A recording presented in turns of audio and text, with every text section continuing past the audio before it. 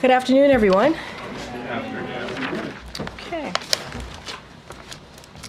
So this afternoon, President Biden welcomed the President of Indonesia to the White House. The two leaders commemorated 75 years of diplomatic relations and discussed global challenges, including Gaza and the South China Sea. As the world's second and third largest democracies, the United States and Indonesia share a commitment to addressing evolving challenges and capitalizing on emerging opportunities. The leaders also discussed sustainable approaches to food security, clean energy, democracy and pluralism, regional peace and stability, and people-to-people ties, as well as advancing our cooperation in humanitarian aid and disaster relief. And earlier today, President Biden also welcomed President Herzog of Israel to the Oval Office. You heard from the president himself. His commitment to Israel's security is ironclad, and our two countries share a deep friendship. We will have a readout later today on their meeting. And with that, Will, you want to kick us off? Thank you. Yeah, I have two questions.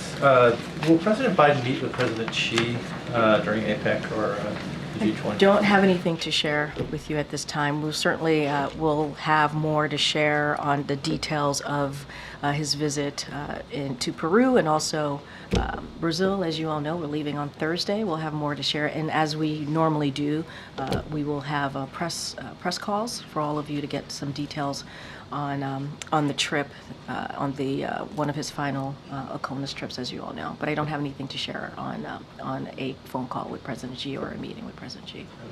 On another topic, why does President Biden feel compelled to invite President-elect Trump to the White House and continue a tradition that wasn't followed 4 years ago?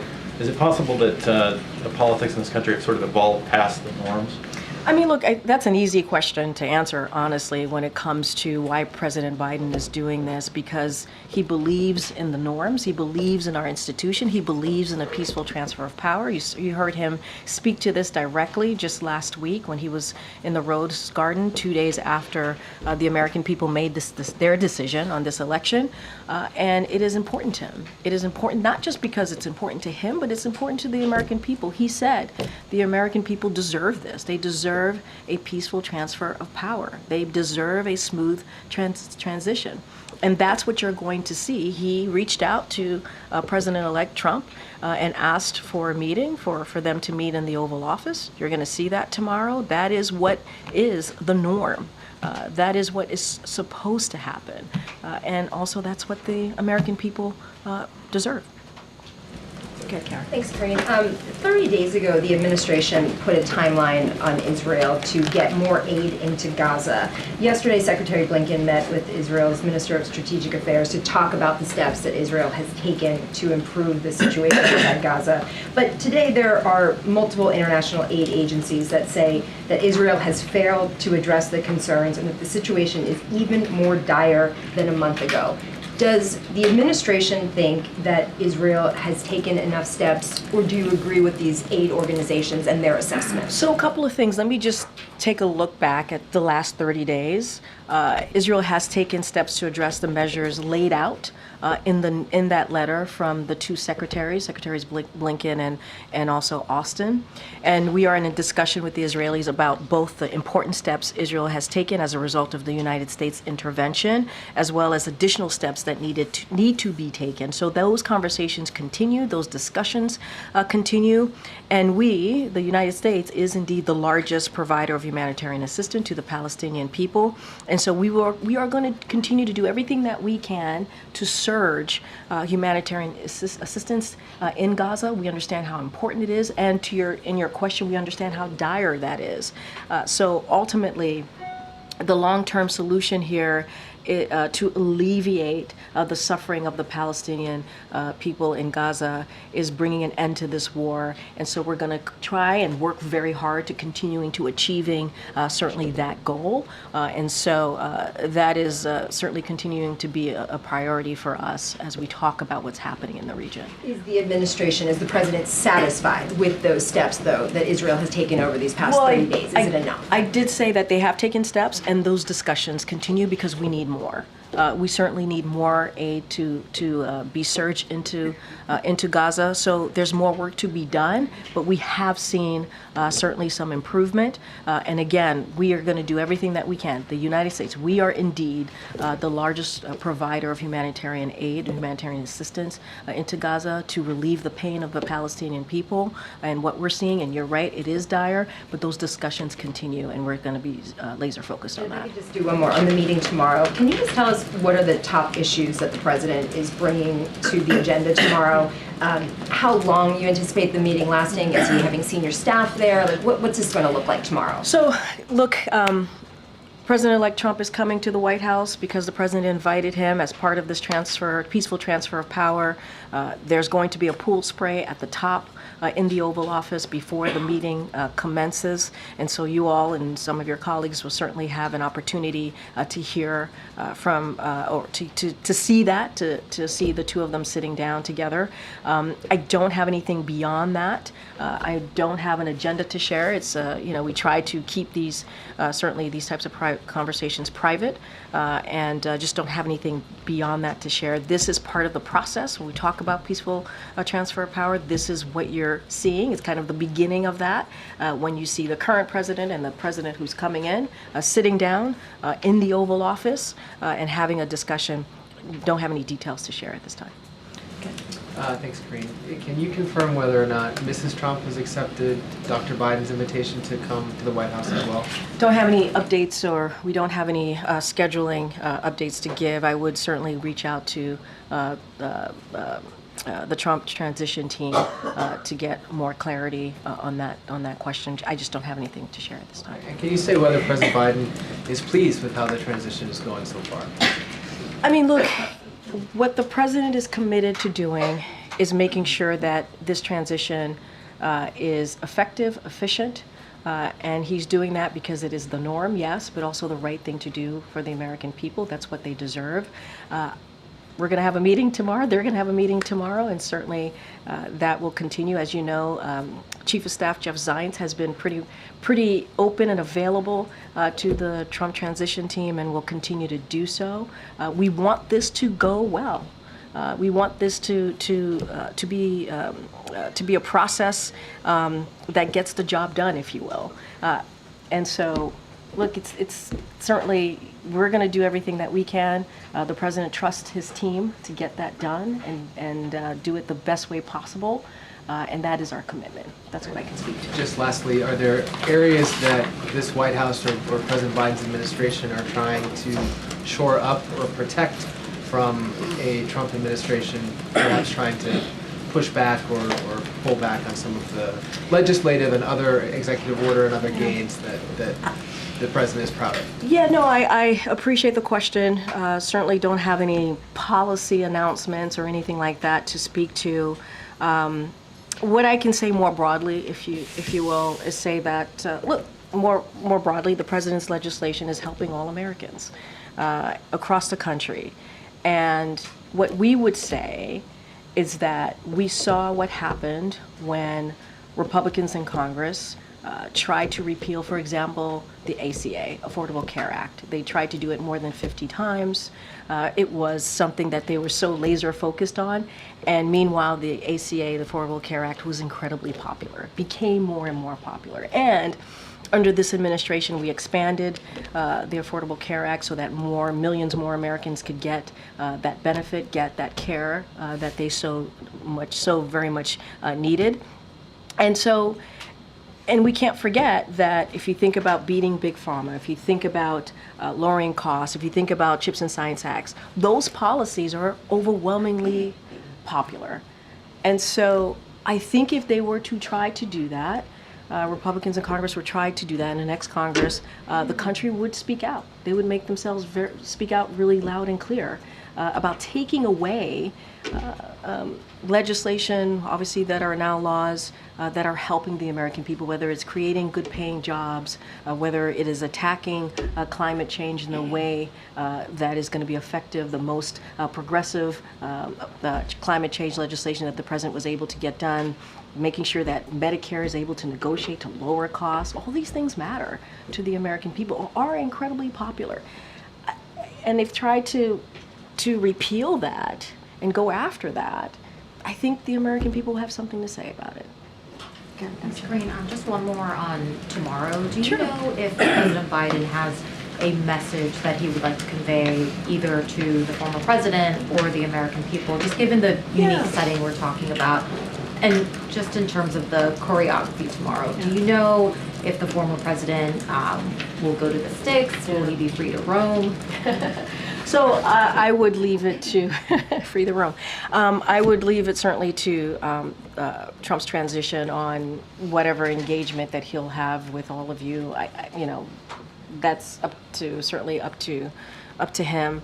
And I do appreciate the question because he has a very clear message to the American people, and not to sound like a broken record, but this is indeed true. He wants to show the American people that the system works, right? To trust on the institution, to trust that the norms do matter here, to trust that he is showing by leadership what a transition, a peaceful transition looks like.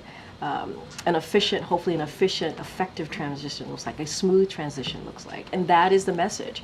When you all come in, when the pool comes in tomorrow and does a pool spray, that's what they're going to see, right? They're going to see these two, one president-elect and the current president sitting down and doing what is the norm. And that, if you know Joe Biden, right, if you know Joe Biden from following him in the Senate and as vice president, certainly the last almost 4 years, he cares about that. He cares about our democracy. And that's the message that he hopes resonates with the American people tomorrow. And separately, the families of the American hostages are in town. Should they, at this point, have any reason to hope that their loved ones will be released before the president's term is up? I mean, the president is committed to continuing to do the work to get families home, to get all of the hostages home, including American hostages, obviously, all of the hostages. And that is his commitment to the families. As you just stated, the families are here. They met with National Security Advisor Jake Sullivan this afternoon. They've had regular engagement in meetings with Jake Sullivan, but also many other members of the team here. And we're going to continue to do the work to get the deal done. And if anything, there's more of an imperative to get that done, right? We want to make sure that we get them, get their loved ones home. And so that is our commitment. It doesn't change at all. If we are continuing to be eager to get that done and working around the clock as we have for this past more than a year now, more than 400 days. And so it doesn't stop our commitment. It doesn't stop us from trying to get that done. You said he's committed to doing the work and continuing to do the work, yeah. And the White House is working around the clock. What does doing the work right now look like? What is working around the clock? Trying to find ways that we can get to a deal, right? As you know, Qatar is very much involved. Egypt is very much involved. They're doing their part of the negotiations, and we want to pursue. And we believe there's a number of ways, numbers of initiatives to secure that hostage deal, to release those hostages, and we're going to work through it. We're going to continue to do that work. And that's what we can say is our commitment, and will continue. It has been our commitment and continue to do so. Thanks, Karine. I know you don't want to get too far ahead of the conversation, but I did want to point to something that Jake Sullivan said over the weekend. He said that President Biden would have the opportunity over the next 70 days to make the case to Congress and the incoming administration that the United States should not walk away from Ukraine. So is foreign policy going to be on the agenda for tomorrow? Ukraine specifically, Israel's war with Hamas? I'm not going to get into the details of what's going to be discussed tomorrow. That's not something I'm going to get into here. But look, you heard from the National Security Advisor, Jake Sullivan, our commitment to Ukraine. I mean, that is something that we have showed for almost, 3 years since Russia's aggression into Ukraine. And you saw the president's leadership, global leadership on this. When you think about making NATO stronger, when you think about the partners and the alliances that he's been able to bring together, more than 50 countries have gotten behind Ukraine, and continuing, we talked about this on September 29th when we were talked about surging aid into security assistance aid into for Ukraine so that they are able to beat back Russia's aggression. So you've seen our commitment. We've been very clear. We don't even need to say that privately because we've been very public about that. And getting to, just went back and forth about making sure that we get a hostage deal and so that we can get hostages home, all hostages home who have been held by Hamas. And let's not forget Lebanon. We want to make sure that we get to a deal there too, and we're negotiating there. Those negotiations continue, and so our commitment has been very clear, and our global leadership, this president's global leadership, has also been very, very, very prominent, if you will, on the global stage. And does the White House have any concerns about the number of foreign leaders who have been in conversation with the incoming president, even as President Biden heads to the G20 in the next few days, as well as Lima? So here's the thing. He's the president-elect. Every president-elect receives calls from world leaders, takes calls from world leaders, has calls from world leaders. It is not unusual. I don't have a comment beyond that. Any specifics or details, that's something for the Trump transition to speak to. Ken will. Just briefly, a follow-up. Is the president, is he receptive of what the Israelis are doing to push humanitarian aid, or is he happy with what they're doing now? I mean, I don't have a different answer for you to what I was asked by Karen. We are having those discussions. We've seen some improvement over the last 30 days. We want to see more because there is a dire situation happening in Gaza. Also, the U.S. has been leading in getting humanitarian aid, and so those discussions continue. We want to see more, and we're going to continue to have those discussions. And just briefly on Haiti, with the situation there, do you have any statement or reaction to what's going on there with the violence and those being targeted at this point? Yeah, so look, we're certainly, as it relates to the commercial flight, very recently, the gun shots that were reported, so we're certainly concerned about the increase of violence in Haiti. And as it relates to commercial flights and what occurred there, the airport, Toussaint Louverture Airport, operations are temporarily closed until November 18th.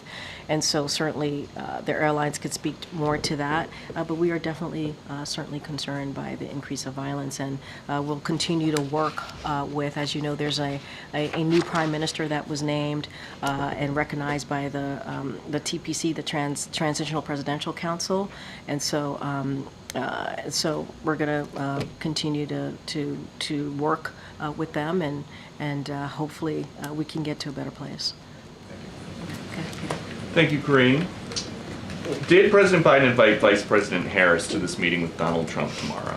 This is a meeting with the president and the president-elect. This is the norm, that the incoming president and the current president sit down in the Oval Office and have a discussion, and that's what you're going to see tomorrow, is the norm, what we normally would see when we are talking about a peaceful transition of power. President Biden says that he's not going to pardon his son Hunter. Is he going to ask Donald Trump to do that? I don't have anything else to share about that. I'm not going to go down a rabbit hole on this. I've been very clear. The president's been very clear when we've been asked this question. And we know that at some point during the last Trump transition, then President Obama warned Trump that the biggest threat to the U.S. at the time was North Korea. Is President Biden going to run through what he sees the biggest threats to the country are with Donald Trump? I am not going to get into a specific agenda of what they're going to discuss. And this is very much to the question that I got from MJ. What does the president what's the message he wants to send tomorrow? And it is to the American people. The importance of keeping the norms, the importance of having a transition that is going to be efficient. This is what the American people deserve. And that's the message. And I think when you all come into the Oval Office tomorrow, you do the pool spray, you capture that moment, that is an important message to send to the American people. That's what the president cares about. I'm not going to get into details about any conversation or agenda. And we know that today, a week after the election, President Biden and Vice President Harris had a private lunch. How awkward was that? I don't even understand. Why would it be awkward? Because Why would it the be president awkward? got squeezed out for Why would her, you- and then she kept him at arm's length, and then she lost, Well, and now she's back. why would you characterize it as awkward? They have regular lunches. They meet and talk regularly. Why would So you there's call it no awkward? weirdness about the way that things have unfolded since Did you July see them? 21st. Did you see them together yesterday as well when they honored our veterans and were together during the day, making sure that we didn't forget the brave men and women that fought for this country? Did you see them together yesterday? Did you see the show of force together? This is. Look, I'm not even going to take the premise of the question. What I will say is, the president and the vice president had lunch today.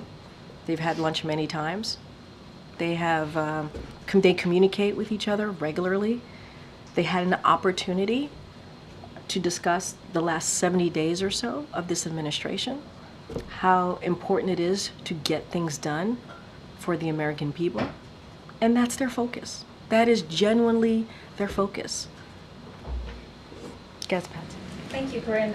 On his prayer with President Prabowo, the president said that he will discuss the issue of South China Sea and advancing a free and open Indo-Pacific. Was he specifically referring to a deal that Indonesia signed a few days ago in Beijing that could be read as a de facto validation of China's 9-dash line that marks its extensive territorial claims in the South China Sea? And how concerned is the administration about this? So we continue to encourage Indonesia to work with their legal experts to make sure any agreement they make with the PRC is in according with international law, especially the UN Convention on the Law of the Sea.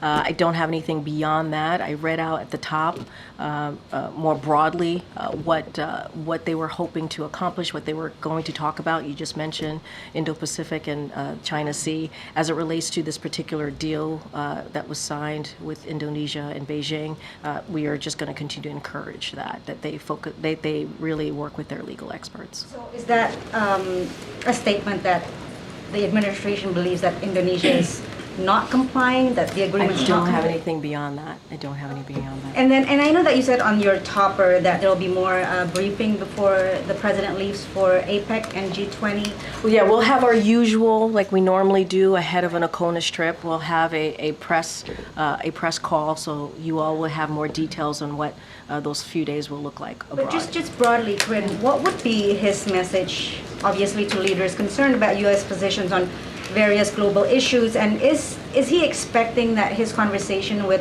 President-elect Trump tomorrow to inform him on how he would speak to world leaders about these various issues? Again, I'm not going to get into details. I understand the curiosity and the kind of excitement on what's going to happen tomorrow. I don't want to get ahead of the fact that tomorrow is also part of the process that the president wants to send out to the American people, having that peaceful transition of power. Not going to get into details or even an agenda of what they're going to speak to. As it relates to the president and the global stage, that's what you're going to see when he is in Peru and Brazil. The president, again, on that global stage, he's going to continue to talk about and focus on the progress we've made in the last 3 years plus, on an array of important issues that matter to the people who will be there, to all the world leaders who will be there, whether that's continuing to strengthen our alliances and partnerships, standing with Ukraine and standing up against Putin.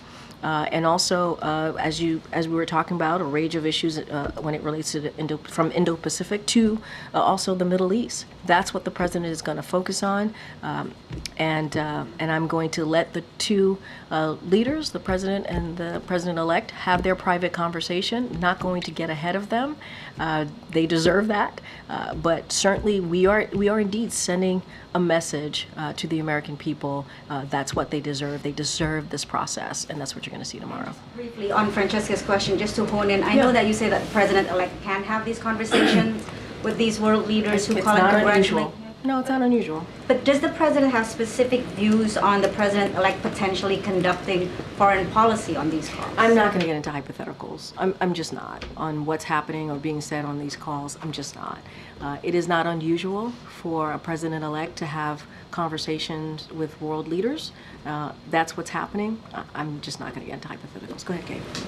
Thanks, Karine. You mentioned a little bit ago that several countries were still working together to secure a ceasefire deal, and you mentioned Qatar and Egypt. Didn't Qatar pull out of mediation? Its mediation? Yeah, and I will. I appreciate that. I will let Qatar speak to their own decision. I'm not going to certainly speak to that, and I'm not going to get into any other private conversation. What I said is that what I'm trying to convey is that we're going to continue to pursue certainly a number of initiatives to get the hostages home to their families. That is an ongoing work in progress, if you will, and that's going to be our focus. But doesn't that change, that Qatar pulling out of that mediation role, doesn't that signify that these hostage talks are very far off? And so, look, Qatar is going to have to speak to whatever decision that they made. I'm not going to speak to that. I'm not going to get into private conversation. What I'm trying to say is we're going to continue to pursue a number of initiatives, continue those conversations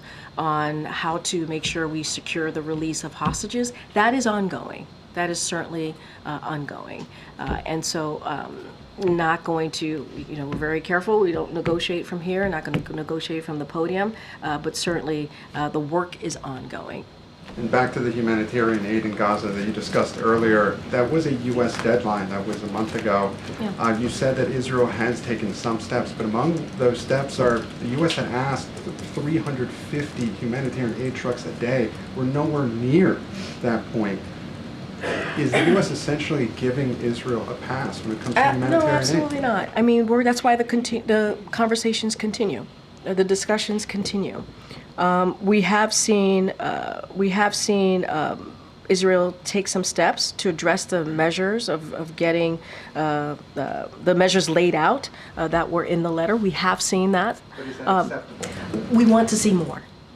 That's what we want to see. That's why those discussions continue. Just because we hit the 30-day mark doesn't mean that we go home and don't finish what we are trying to do here, which is getting and surging more aid to the Palestinian people. We understand how important it is. We understand how dire the situation is, and that's what we're going to continue to do. And at the same time, and you've heard us say this, the best way to deal with this, the best way to alleviate the suffering that we're seeing of the Palestinian people in Gaza is to get to a deal here. And we're going to continue to be laser focused on that. And finally, has J.D. Vance been issued an invitation to the White House either tomorrow or in the future? I would have to refer you to the Vice President's office. We don't have anything for you at this time, but the Vice President's office can speak to that. Okay. Thank you. You said shortly after the election that one of the priorities for the president legislatively was going to be about judges and judicial nominations. Yeah. Can you talk about how you're preparing for Congress to return and then these next couple weeks as you try and make your final imprint on the courts? So I will say that's something that we've been doing throughout the almost 4 years. This push is making sure that these qualified judges get through. And so there's really nothing new to the process. It's just a continued focus that we want to make sure in the next 70 days or less now that we want to make sure that happens. And it's important to the American people. And this is not a partisan issue.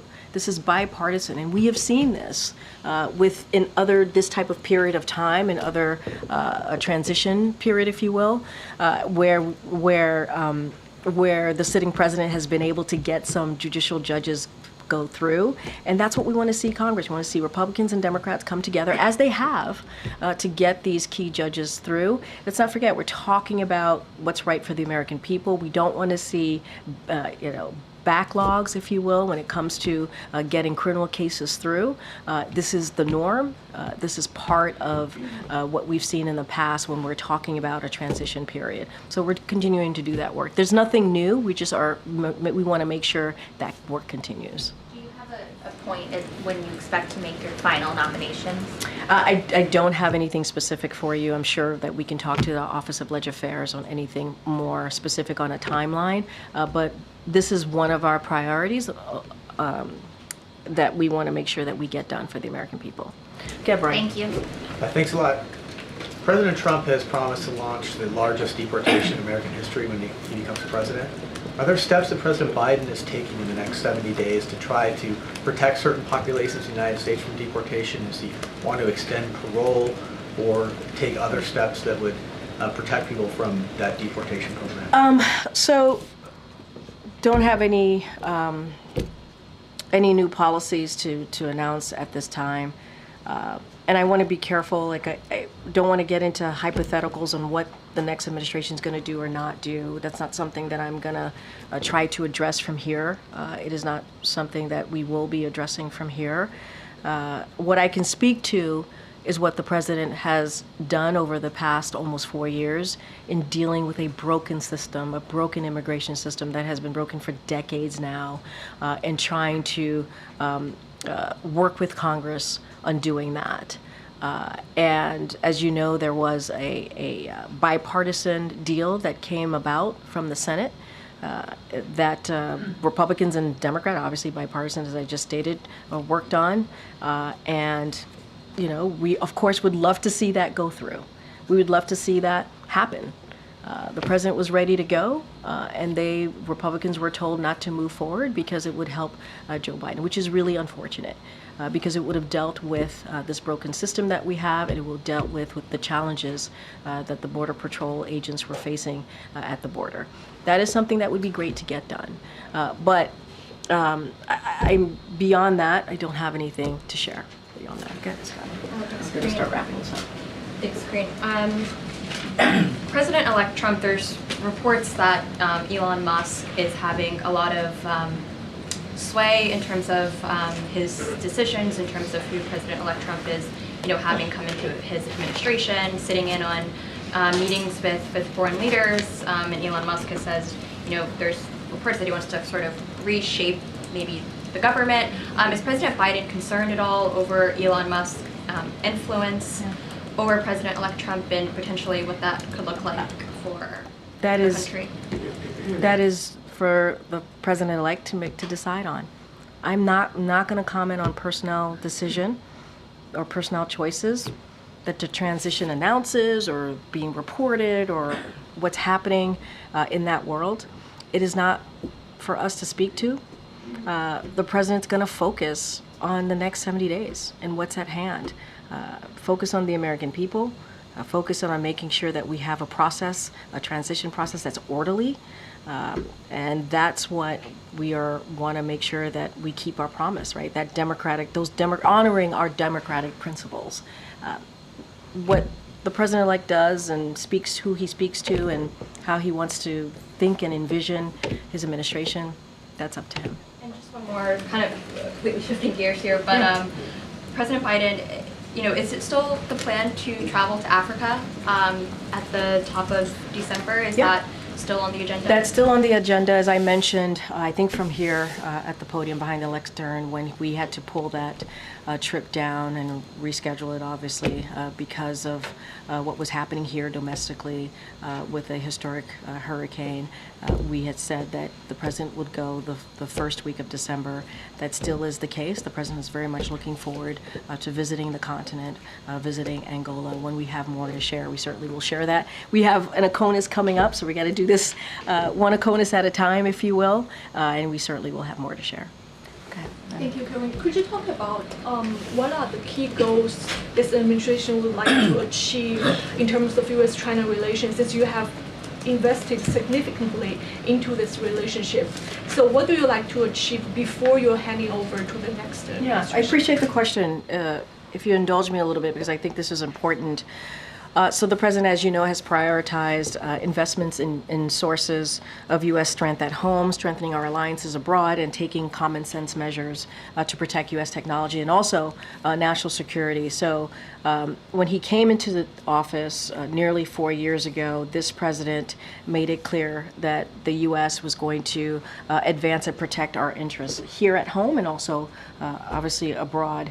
And the framework of this administration's China policy, which is invest, align, compete, has remained constant for over those almost 4 years. And so, but at the same time, the president's also been very honest and has emphasized the importance of responsibly managing the U.S.-China relationship. So that's also include opening lines of communications, cooperations in areas of shared interest. Hence the important bilat, right, that he had with the Indonesian leader. And so he's going to continue to advance the U.S. interests when it comes to engagement with the PRC, just as he's done for the last 4 years. So that continues over the next several weeks, couple of months. So I would say stay tuned, see how it goes. Does the president feel urgency or importance to meet President Xi in person before his term? I don't have anything to share about a meeting or a phone call. I just laid out the importance of the U.S.-China relationship, what we've been able to do the last 4 years. That's certainly going to continue. And if we have more to share on a possible meeting or certainly a phone call, we would certainly do that, share with all of you. Quickly, why the phone call hasn't happened since Jake Sullivan previewed it 2 months ago? Things like this take some time. I just don't have anything to share with all of you. But I think we've been pretty. You've seen that relationship and how that's developed, how the president approached the U.S.-China relationship, and that invest, that align, that compete, the 3 things that I mentioned to you, is certainly going to continue. You've seen that the last 4 years, and if we have more to share, we certainly will do that. Thanks, everybody. I'll see you tomorrow.